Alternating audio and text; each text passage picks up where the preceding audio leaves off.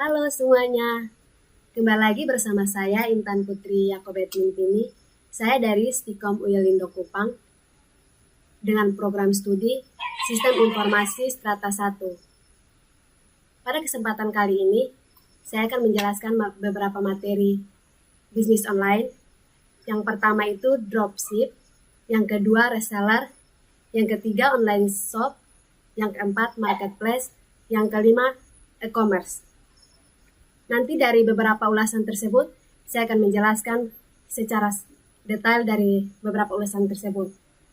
Karena itu, sebelum simak video ini, jangan lupa klik like and subscribe. Jadi berikut adalah penjelasan saya tentang online business.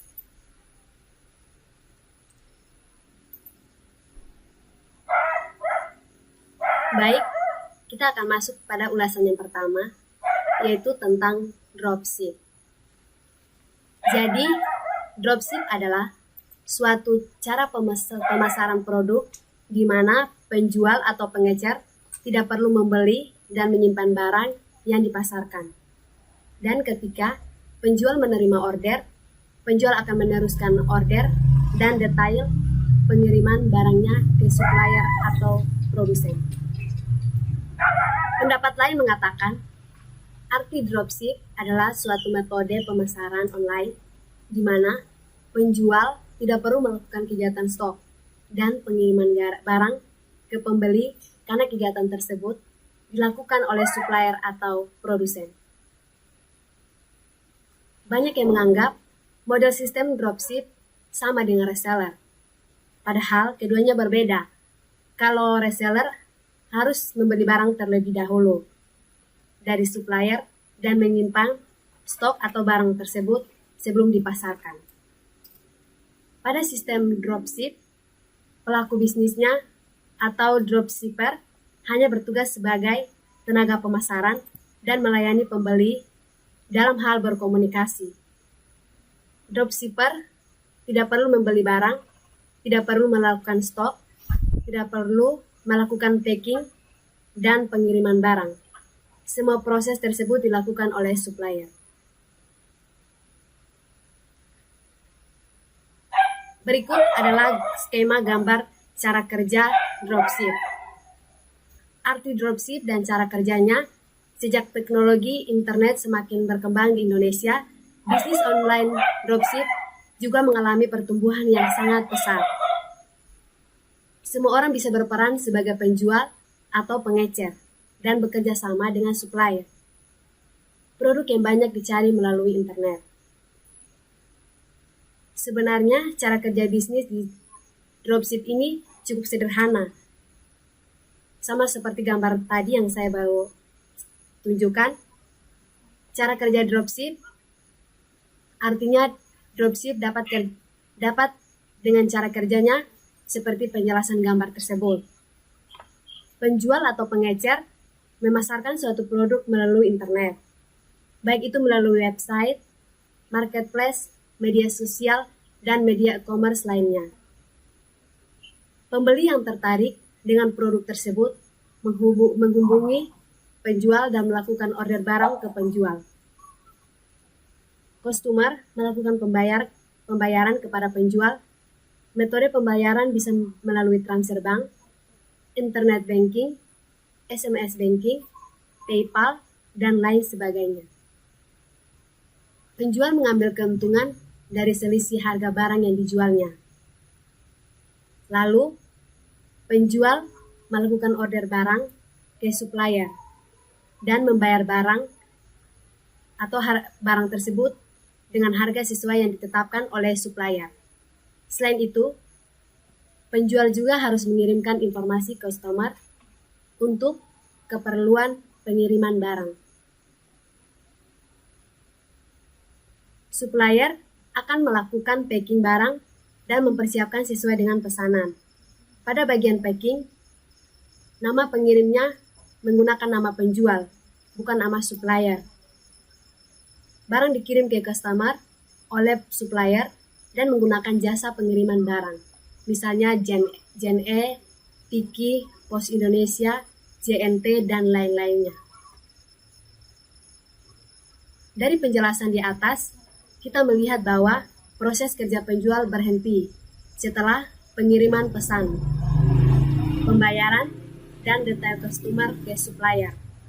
Namun, pada kenyataannya, proses tersebut tidak berhenti sampai di sana, karena biasanya customer akan selalu menghubungi penjual bila ada keluhan atau menanyakan status pengiriman barang.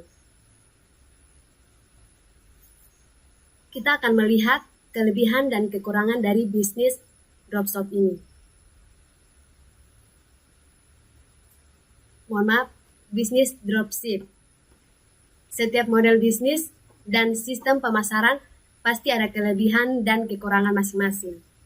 Mengacu pada arti dropship di atas, adapun beberapa kelebihan dan kekurangan bisnis dropship adalah sebagai berikut.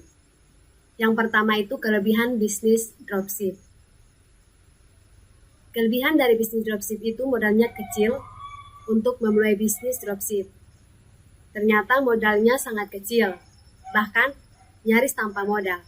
Alasannya, kita tidak perlu membeli barang terlebih dahulu dan tidak perlu lahan atau gudang untuk menyimpan barang yang ingin kita jual.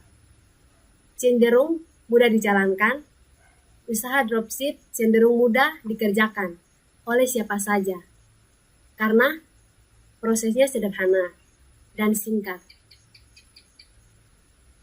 Bagian tersulitnya adalah menemukan supplier terbaik dan proses pemasaran produk di internet. Biaya operasionalnya kecil. Biaya operasional bisnis dropship secara online termasuk sangat kecil karena tidak perlu menyewa toko fisik. Namun saja biaya internet, listrik, dan pengeluaran lain harus diperhitungkan. Risiko kecil pada sistem dropship. Ketika barang rusak atau tidak terjual, maka si penjual tidak akan kehilangan apapun. Itulah sebabnya mengapa bisnis ini risikonya sangat kecil. Kerjanya fleksibel. Pada dropship online, si penjual dapat menjalankan usahanya dari mana saja dan kapan saja. Namun, tentu saja penjual harus memiliki perangkat laptop atau smartphone dan juga koneksi internet yang stabil.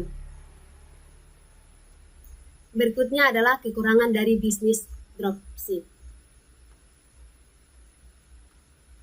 Persaingan semakin ketat karena dianggap bisnis yang mudah dan murah. Banyak orang yang juga menjalankan bisnis yang sama, bahkan menjual barang yang sama. Hal ini menimbulkan persaingan yang semakin besar, khususnya untuk ceruk tertentu. Keuntungan relatif kecil, persaingan yang ketat antara penjual membuat sebagian orang menurunkan harga. Dengan adanya persaingan harga tersebut, maka keuntungan dari setiap item yang dijual menjadi lebih kecil. Sulit mengelola stok barang. Ini sering terjadi bila pemilihan produknya sehingga sulit mengetahui stok barang yang masih tersedia di supplier. Pada akhirnya, yang membuat penjual sulit mengembangkan usahanya. Kompleksitas pengiriman. Ketika penjualan memasarkan produk dari beberapa supplier, hal tersebut akan menyebabkan membengkaknya biaya pengiriman. Misalnya, customer memesan 4 barang yang masing-masing disediakan oleh 3 supplier. Berbeda, maka bila biaya pengirimannya tidak bisa disatukan dan menjadi lebih mahal. Menerima komplain. Penjual merupakan pihak yang berhubungan langsung dengan customer.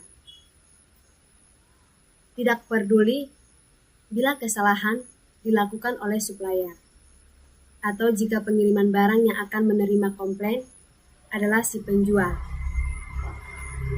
Kontrol merek rendah. Penjual tidak dapat menggunakan kemasan khusus atau menyertakan produk gratis Contoh seperti misalnya stiker promosi pada barang yang dibeli customer, karena proses packing dalam pengiriman dilakukan oleh supplier. Tadi itu beberapa ulasan tentang dropship.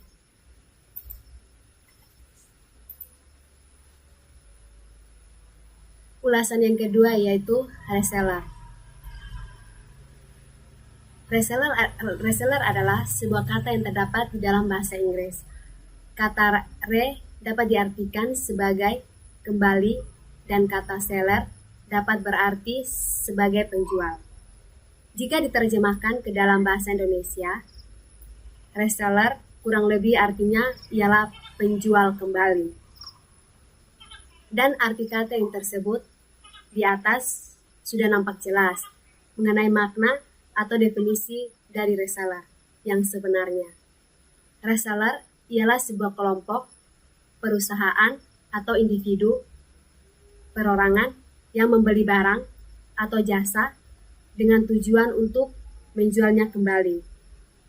Bukan untuk dikonsumsi atau digunakan sendiri, namun untuk dijual kembali, guna untuk memperoleh keuntungan dari hasil penjualan tersebut. Gambar berikut adalah cara kerja atau sistem kerja reseller. Seorang reseller membeli barang dari mana saja, bisa dari pihak produsen, supplier, distributor, agen, toko grosir, maupun reseller lainnya. Kemudian seorang reseller men-stok berbagai barang atau persediaan yang akan ia jual kembali.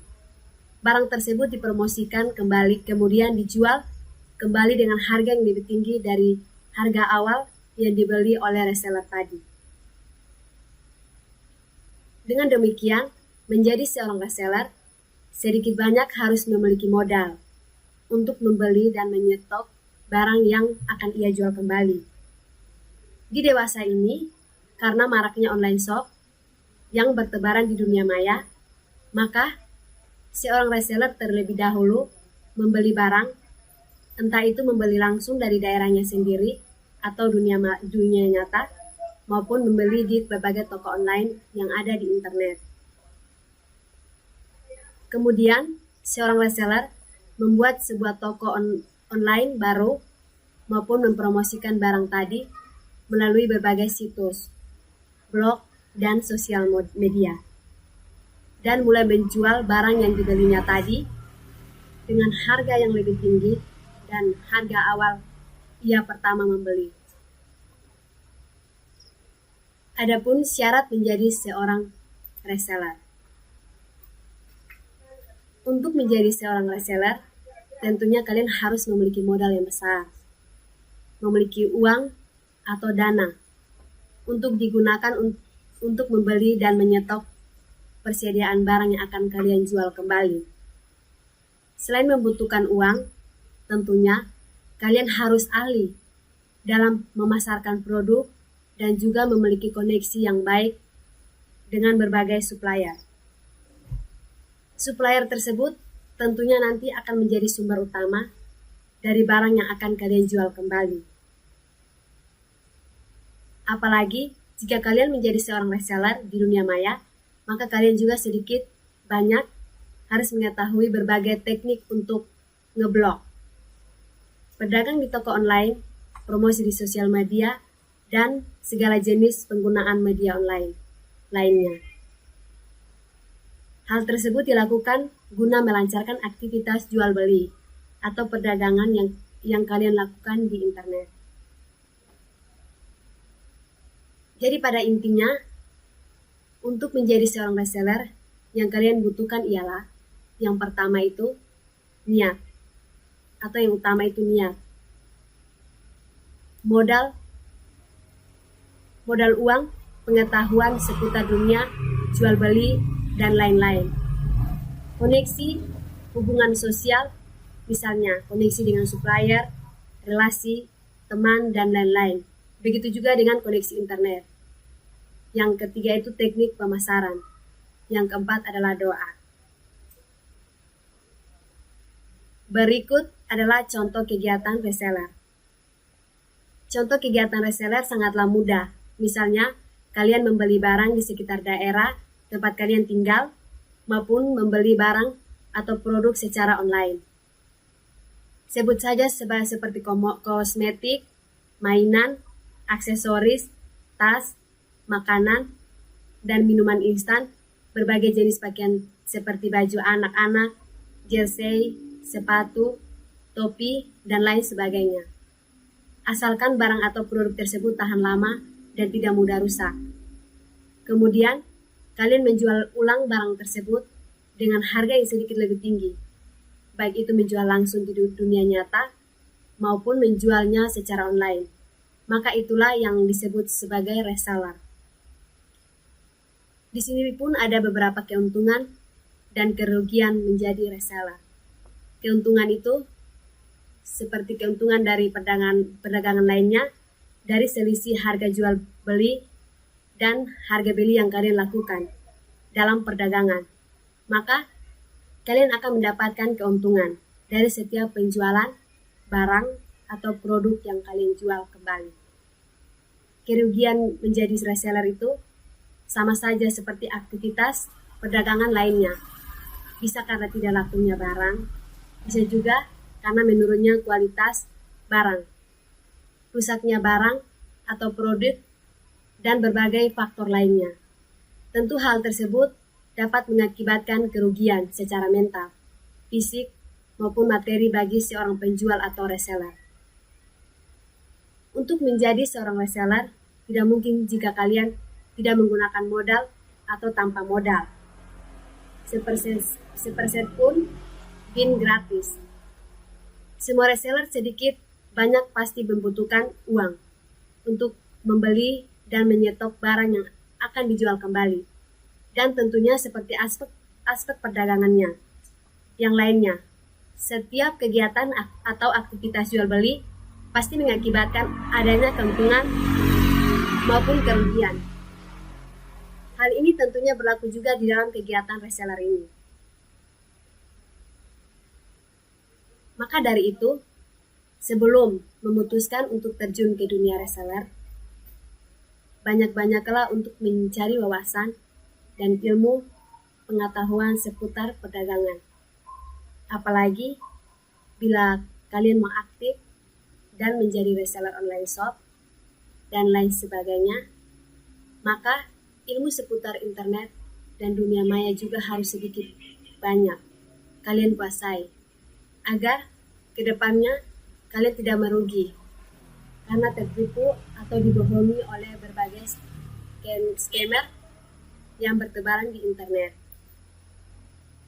Jadi, reseller itu merupakan orang yang membeli produk dari distributor atau supplier dengan harga yang lebih murah dari pasaran untuk dijual kembali dengan harapan mendapatkan sejumlah keuntungan dari penjualan barang tersebut.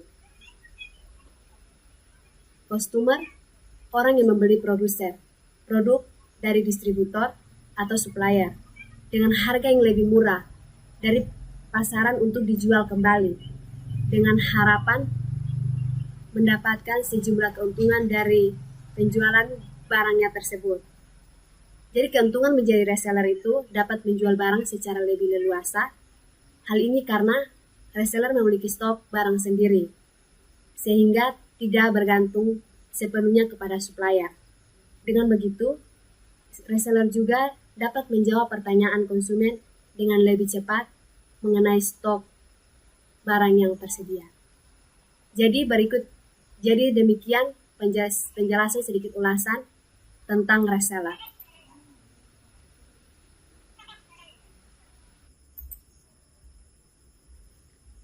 Berikut ulasan yang ketiga, yaitu online shop. Online shop atau bisnis online saat ini bukan lagi menjadi suatu yang asing bagi masyarakat Indonesia, baik yang dalam kesehariannya menggunakan internet ataupun tidak. Adapun definisi online shop adalah suatu proses pembelian dalam kesehariannya, adalah suatu proses pembelian barang atau jasa dari mereka yang menjual barang atau jasa melalui internet, di mana antara penjual dan pembeli tidak pernah bertemu dan melakukan kontak secara fisik, yang dimana barang yang diperjualbelikan ditawarkan melalui display dengan gambar yang ada di suatu website atau toko maya.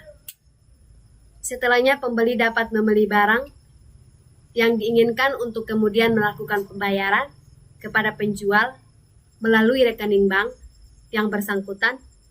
Setelah proses pembayaran diterima, kewajiban penjual adalah mengirim barang pesanan pembeli ke alamat tujuan. Berikut adalah pengoperasian online shop. Dalam online shop, terdapat tingkatan-tingkatan dalam mengoperasikan online shop. Yang pertama itu pengertian supplier. Supplier adalah pihak yang menyalurkan dan memasarkan suatu produk tertentu. Yang kedua itu pengertian reseller. Reseller adalah orang atau pihak yang menjual kembali produk orang lain, atau supplier di mana reseller itu berdiri sendiri atau bukan merupakan pegawai dari si supplier. Yang ketiga itu pengertian dropshipper. Dropshipper tidak melakukan stok barang, mereka hanya memamerkan atau memajang gambar atau foto kepada calon pembeli. Jika ada yang mau membelinya, maka barang dikirim dari supplier ke konsumen secara langsung, namun atas nama dropshipper. Beberapa keuntungan dropshipper yaitu dropshipper mendapat untung atau free atas jasanya. Memasarkan barang miliknya tidak membutuhkan modal besar untuk menjalankan sistem ini. Sebagai dropshipper, Anda tidak perlu menyediakan kantor dan gudang barang. Dapat terbebas dari beban pengemasan dan distribusi produk. Salah satu faktor penting dalam pengoperasian online shop adalah faktor etika saat membeli produk yang akan dijual. Beberapa kategori produk yang dapat dijual dan memiliki penjualan retail terbanyak, yaitu barang kebutuhan sehari-hari, pakaian, barang elektronik, kebutuhan kantor, aksesoris, buku atau CD atau VCD, peralatan rumah tangga, produk handmade, makanan, produk kesehatan, perhiasan, dan alat olahraga. Sedangkan di Indonesia, riset yang dilakukan Peritrace dan Daily Social juga menunjukkan banyak kemiripan mengenai produk primadona yang dijual melalui internet di Indonesia. Berikut daftar produk yang paling populer, yaitu yang pertama fashion, yang kedua travel booking, yang ketiga musik atau video atau game, yang keempat elektronik, yang kelima buku. Ada beberapa cara untuk menerima pembayaran pemesanan secara online, yaitu yang pertama transfer bank. Transfer bank adalah kegiatan jasa bank untuk memindahkan sejumlah dana dengan jumlah tertentu dari perintah si pemilik rekening untuk seorang yang ditunjuk sebagai penerima transfer. Yang kedua, jasa pengiriman uang secara online. Maksudnya adalah jasa pengiriman uang atau penerima kiriman uang secara cepat yang dilakukan lintas negara atau dalam satu negara. Dalam hal ini, pengiriman uang membayarkan transfer ke penerima transfer dengan mata yang disepakati. Yang ketiga, rekening bersama. Rekber atau rekening bersama adalah suatu instansi yang berperan sebagai perantara dalam terjadinya transaksi secara online. Yang keempat, COD atau Cash on Delivery. Yang dimaksud dengan COD adalah kegiatan bertemunya penjual dan pembeli yang barang pemesanannya dilakukan secara online dan bertemunya di tempat yang telah disetujui oleh kedua pihak. Di tempat itu, penjual membawa barang yang dipesan oleh konsumen dan konsumen membayar barang yang telah dipesan. Jadi, pada umumnya, transaksi yang sering terjadi di Indonesia adalah dengan melakukan transfer bank. Hal ini ditunjukkan dengan penelitian yang dilakukan oleh Veritrans dan Daily Social yang menunjukkan bahwa transfer bank adalah metode pembayaran e-commerce. Transaksi melalui internet selain memiliki kelebihan, memudahkan para konsumen untuk bertransaksi di mana saja dan kapan saja, ternyata juga mempunyai kekurangan, di mana pembeli tidak bisa bertemu secara langsung dengan penjual. Hal ini membuat tingkat kepercayaan pembeli rendah untuk melakukan transaksi via internet. Tetapi keberadaan brand dan kepercayaan diri dari pelanggan membuat mereka, para konsumen, bersedia membayar dengan harga lebih untuk barang atau produk yang sama. Untuk menghindari rendahnya tingkat kepercayaan konsumen, maka owner online shop harus melakukan yang pertama itu info produk. Perlu adanya informasi tentang barang yang jelas dan cukup rinci, karena calon konsumen tidak bisa langsung memegang dan melihat secara langsung barang yang akan dibeli. Informasi ini mencakup foto produk, pilihan warna dengan menggunakan foto, info ukuran produk, info bahan, dan info pengecekan jumlah barang yang tersedia. Yang kedua itu harga yang kompetitif. Konsumen online shop biasanya akan lebih mudah membandingkan harga di suatu online shop dengan online shop yang lain atau toko offline. Yang ketiga, jasa pengiriman. Jasa ekspedisi atau pengiriman seperti Tiki, Jen.e, Pos Indonesia, termaksud beberapa jasa pengiriman barang yang direkomendasikan karena calon pembeli dapat mengecek sendiri ongkos kirim. Cek keberadaan barang sampai di mana dengan menggunakan nomor pengiriman dan estimasi sampai barang ke konsumen lewat website yang disediakan oleh ekspedisi. Yang keempat, membuat jasa kurir sendiri. Alternatif lain adalah membuat jasa kurir sendiri untuk melayani pengiriman lokal, misalnya hanya di toko Jabodetabek saja. Yang kelima itu pembayaran. Untuk pembayaran bisa ada beberapa alternatif. Umumnya adalah memudahkan konsumen untuk melakukan pembayaran dengan beberapa pilihan pembayaran. Yang keenam itu pengemasan. Pengemasan atau packing adalah salah satu ujung tombak pemasaran. Bukan sekedar bungkus pelindung, tetapi bagian dari pendekatan terhadap konsumen. Aspek terpenting dalam desain packing adalah yang pertama, label. Label adalah identitas produk yang dimuat di label bisa berupa logo atau tulisan.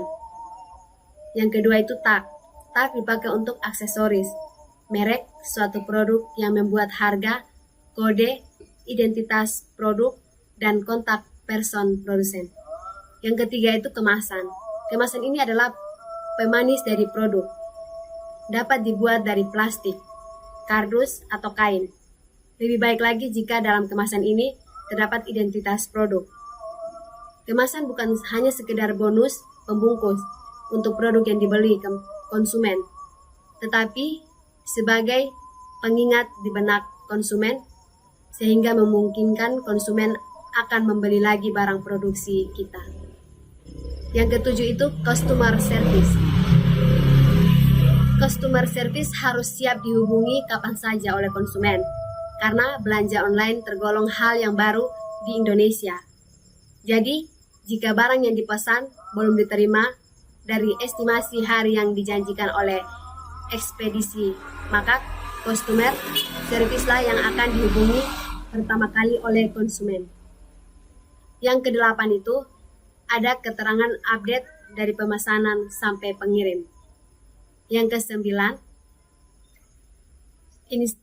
insentif untuk konsumen. Misalnya, untuk konsumen yang sering melakukan pembelian secara online di suatu online shop, maka konsumen tersebut akan mendapatkan potongan harga untuk pembelian selanjutnya. Yang ke-10 itu toko online. Toko online yang bagus adalah yang memiliki sistem aplikasi dan sistem pelayanan yang baik. Owner harus memperhatikan sumber pendanaan per bulannya. Yang berikut adalah etika dalam menjalankan online shop. Sebagai pengguna atau pemilik online shop, wajib mengetahui bahwa sekarang di Indonesia sudah memiliki undang-undang tentang transaksi elektronik, yaitu UU RI nomor 11 tahun 2008 tentang informasi dan transaksi elektronik dan UU RI nomor 8 tahun 1999 tentang perlindungan konsumen. Demikian ulasan tentang online shop.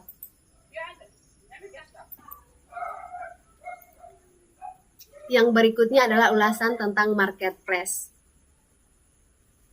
Marketplace adalah perantara antara penjual dan pembeli dunia maya. Situs marketplace bertindak sebagai pihak ketiga dalam transaksi online dengan menyediakan tempat berjualan dan fasilitas pembayaran. Bisa dikatakan, marketplace adalah department store online. Berikut jenis-jenis marketplace.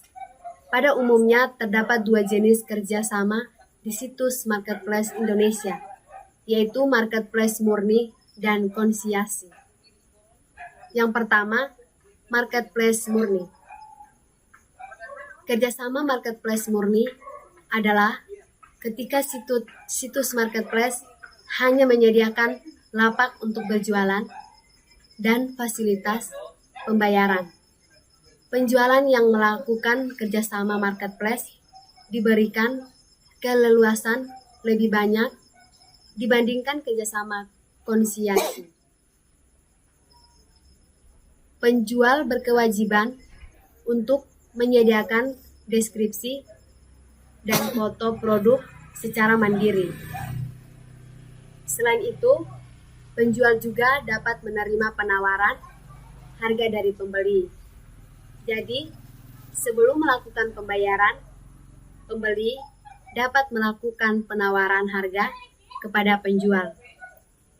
Setelah mendapat harga yang disepakati oleh kedua belah pihak, pembeli bisa mengirimkan sejumlah uang ke rekening yang disediakan marketplace.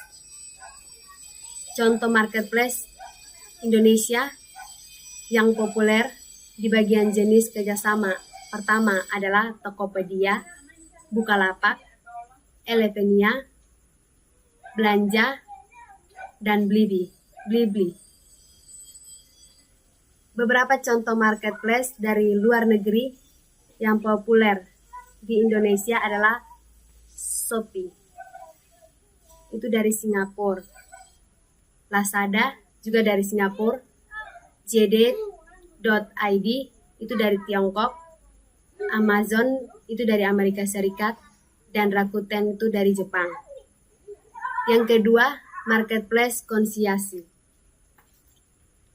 Jenis kerjasama yang kedua adalah konsiasi, atau istilah mudanya adalah titip barang. Jika penjual melakukan kerjasama konsiasi dengan situs marketplace, ia hanya perlu menyediakan produk dan detail informasi ke pihak marketplace. Salah satu contoh marketplace yang menyediakan kerjasama konsiasi adalah Zalora. Contoh marketplace lain yang menggunakan jenis kerjasama ini adalah Beribenka.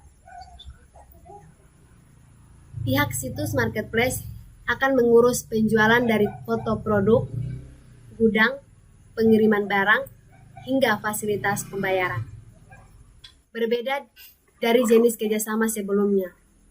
Di jenis kerjasama ini, pembeli tidak bisa melakukan penawaran harga karena semua alur transaksi ditangani oleh situs marketplace. Perbedaan mendasarnya terletak pada tanggung jawab penjual dan alur transaksinya.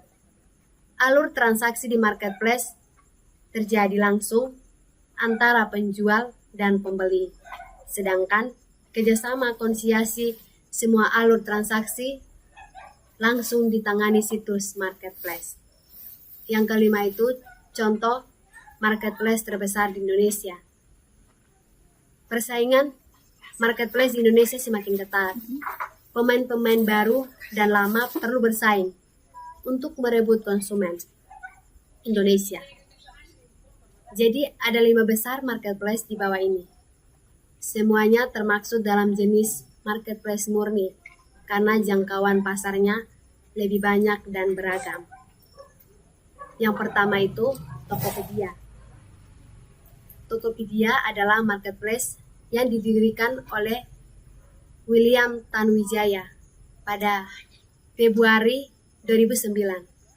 Di usia ke-10-nya, Tokopedia berhasil mendapatkan predikat marketplace terbesar di Indonesia dengan jumlah kunjungan per bulan mencapai 137.900. Tidak hanya itu, Tokopedia juga termaksud menjadi salah satu startup unicorn Indonesia.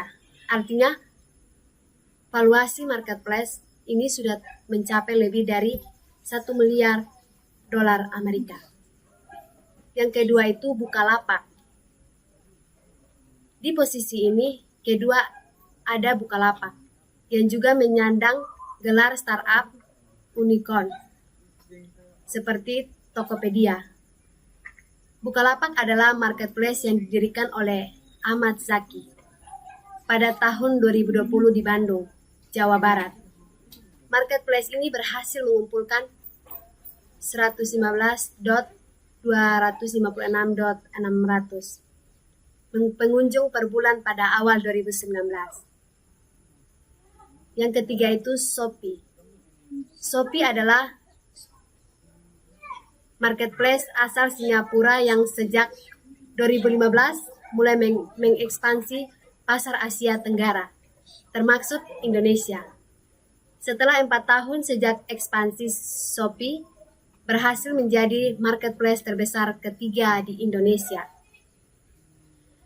Kunjungan bulanan Shopee mencapai sekitar 74.995.300. Marketplace yang berada di bawah CEA Group ini mampu merebut perhatian konsumen Indonesia dengan kampanye-kampanye kreatifnya yang melibatkan selebritas internasional seperti Blackpink. Yang keempat itu Lazada. Lazada seperti mulai kesulitan menghadapi persaingan dengan marketplace lainnya. Awal 2018, Lazada adalah marketplace dengan pengunjung terbanyak. Sayangnya, pada 2019, Lazada hanya mampu menduduki peringkat keempat dengan jumlah pengunjung sebanyak 52.044.500 per bulan. Yang keempat, Lazada. Lazada seperti mulai kesulitan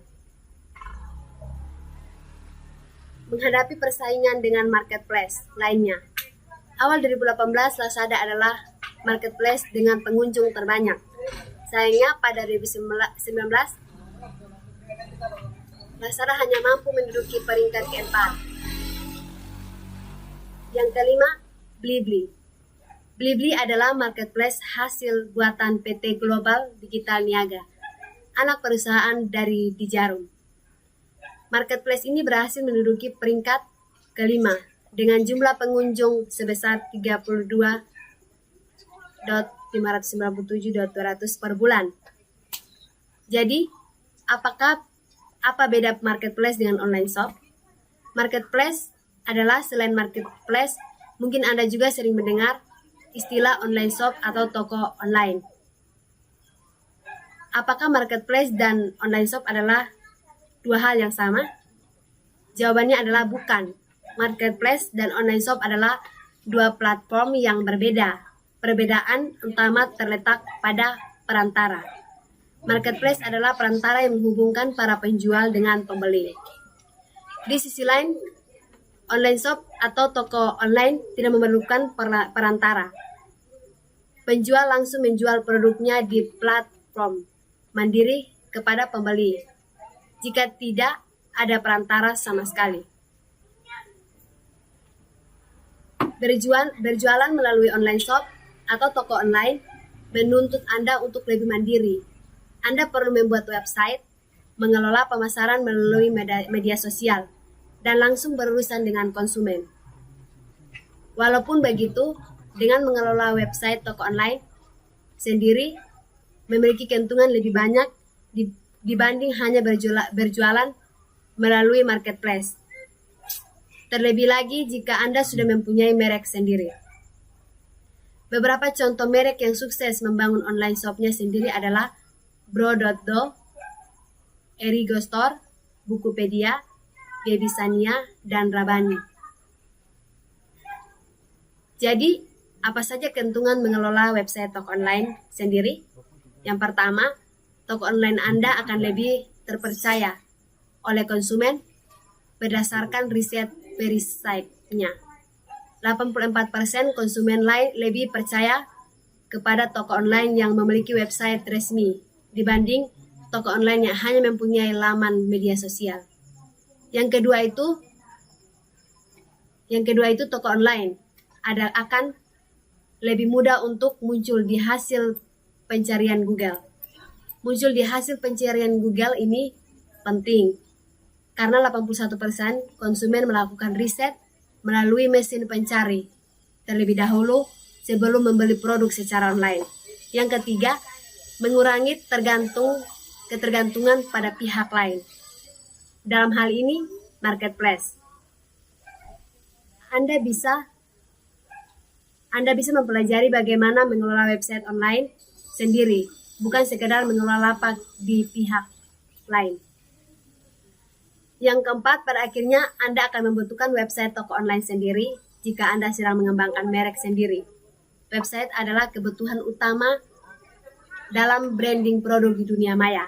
Yang kelima, dengan mengelola website toko online sendiri, Anda memiliki toko pusat yang seluruh pengolahannya di bawah kontrol Anda, bukan pihak lain. Jadi ketika ada masalah atau perubahan kebijakan di marketplace, Anda tidak kelimpungan karena punya toko sendiri. Jadi berdasarkan tersebut, kesimpulannya, apakah Anda sudah paham tentang apa itu marketplace dan perbedaan dengan online shop atau toko online lainnya? Saya harap ulasan ini bisa membantu Anda. Jadi demikian ulasan tentang marketplace. Ulasan yang terakhir yaitu e-commerce atau perdagangan elektronik. Jadi secara umum, pengertian e-commerce atau perdagangan elektronik adalah kegiatan jual beli barang atau jasa atau transaksi dana atau data melalui jaringan elektronik, terutama internet. Dengan perkembangan teknologi informasi dan software, hal ini membuat transaksi konvensional menjadi mungkin untuk dilakukan secara elektronik. Website digunakan sebagai pengganti toko offline. Website e-commerce mencangkup berbagai fungsi seperti etalase produk, pemesanan online, dan inventarisasi stok untuk menjalankan fungsi utama sebagai e-commerce. Software yang digunakan terpasang pada server e-commerce dan bekerja secara simulation dengan sistem pembayaran online untuk memproses transaksi. Jadi secara umum, e-commerce artinya melakukan bisnis melalui jaringan yang saling terhubung atau interconnected network atau internet. Untuk semakin memahami mengenai e-commerce, berikut adalah beberapa contoh dari praktek e-commerce. Menerima Yang pertama itu menerima pembayaran kartu kredit untuk transaksi penjualan online. Yang kedua itu menghasilkan pendapatan dari iklan online. Yang ketiga, pertukaran saham melalui broker online. Yang keempat, penyaluran informasi kepada perusahaan melalui internet. Yang kelima, penyaluran manufaktur dan distribusi dengan partner melalui extranet. Yang keenam itu melakukan penjualan produk digital melalui website. Yang keenam, transaksi e-commerce terjadi pada banyak ruang lingkup, mulai dari bisnis ke bisnis, bisnis ke konsumen, konsumen ke konsumen, dan konsumen ke bisnis. Istilah e-commerce atau e-business sering digunakan secara bergantian, juga dengan istilah e-tail dalam referensi untuk proses transaksional belanja online. Jasa pembuatan website.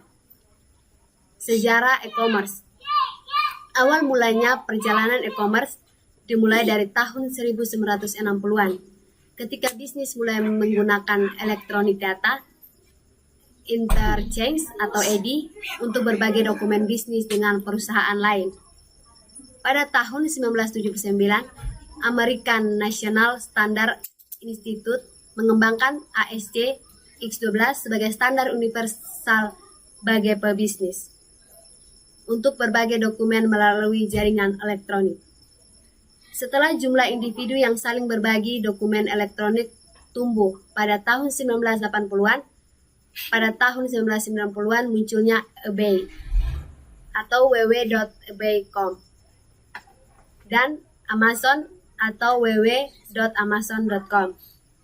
Merevolusi industri e-commerce. Konsumen sekarang dapat membeli barang dalam jumlah terbatas secara online. Sejak tahun 1960-an hingga kini, e-commerce telah berkembang dan memiliki berbagai macam jenis, mulai B2C atau business to customer, ya B2B atau business to business, dan yang terbaru adalah O2O, online to offline. Berikut aplikasi e-commerce. E-commerce dilakukan dengan menggunakan berbagai aplikasi seperti email, katalog, online, dan shopping chart, EDI, file transfer protokol, dan layanan web. Semua hal ini termasuk transaksi bisnis ke bisnis dan pemasaran menggunakan email dan iklan yang tidak diinginkan atau biasanya dianggap spam. Email ini dikirimkan kepada konsumen dengan prospek bisnis. Sama halnya dengan mengirimkan newsletter kepada pengguna yang sudah berlangganan. Saat ini, lebih banyak perusahaan yang mencoba menarik perhatian konsumen langsung secara online dan menggunakan alat promosi seperti kupon digital, pemasaran melalui media sosial, dan iklan bertarget. Banyak manfaat yang bisa didapatkan dengan e-commerce, seperti cepatnya akses transaksi, ketersediaan barang dan jasa, kemudian mengakses bagi konsumen, dan kemampuannya menjangkau konsumen secara internasional. Namun, bukan berarti e-commerce tidak memiliki kekurangannya. Misalnya saja, pada saat pembelian barang, konsumen tidak bisa melihat dan menyentuh langsung produk yang dibelinya. Selain itu, konsumen juga harus menunggu lama untuk bisa mendapatkan produk yang dibelinya. Pasar yang dihasilkan oleh kegiatan e-commerce selama ini bertumbuh dan terus bertumbuh. Penjualan barang dan jasa secara online menyumbangkan lebih dari 1/3 dari total pertumbuhan penjualan retail Amerika Serikat pada tahun 2015. Kegiatan penjualan melalui website di Amerika Serikat mencapai nilai $340.61 miliar pada tahun 2015. Jumlah tersebut meningkatkan sebanyak 14,6% dibanding tahun sebelumnya. sementara diproyeksikan akan meningkat setiap tahunnya. Bahkan pada tahun 2019 bisa mencapai 534,95 miliar. Statistika 2016. Statistik kegiatan e-commerce dan pencapaiannya dalam kurs dolar di Amerika meningkatkan kegiatan e-commerce, memaksa para ahli IT bergerak melampaui desain infrastruktur dan pemeliharaan website. Selain itu, e-commerce juga mempertimbangkan berbagai aspek untuk menghadapi kebutuhan konsumen, seperti privasi data mereka. Ketika mengembangkan sistem IT dan aplikasi e-commerce, tata kelola yang terkait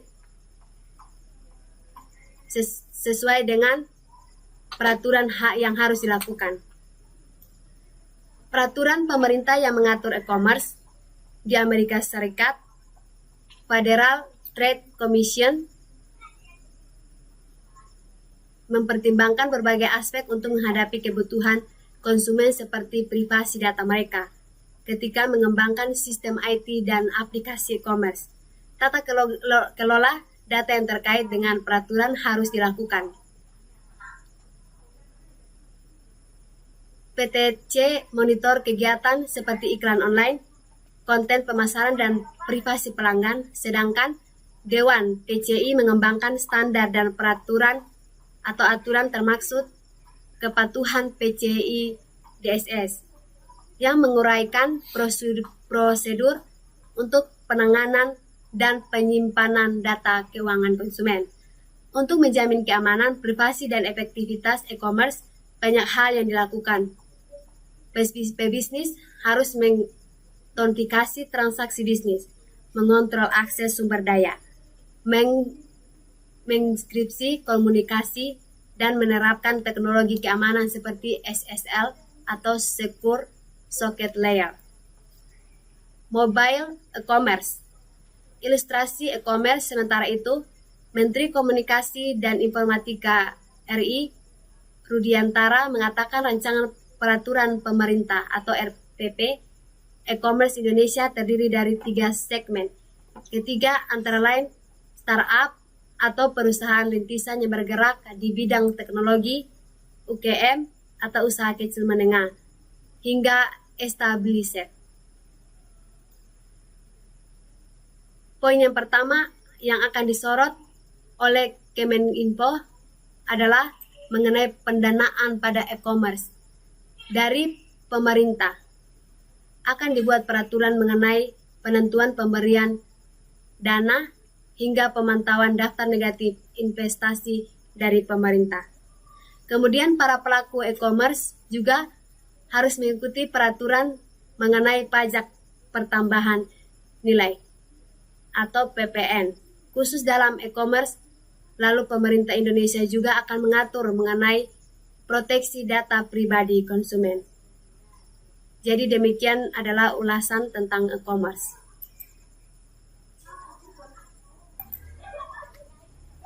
Jadi baik, demikian penjelasan materi tentang bisnis online dari saya dengan beberapa ulasan yang tadi sudah saya jelaskan. Jangan lupa like and subscribe.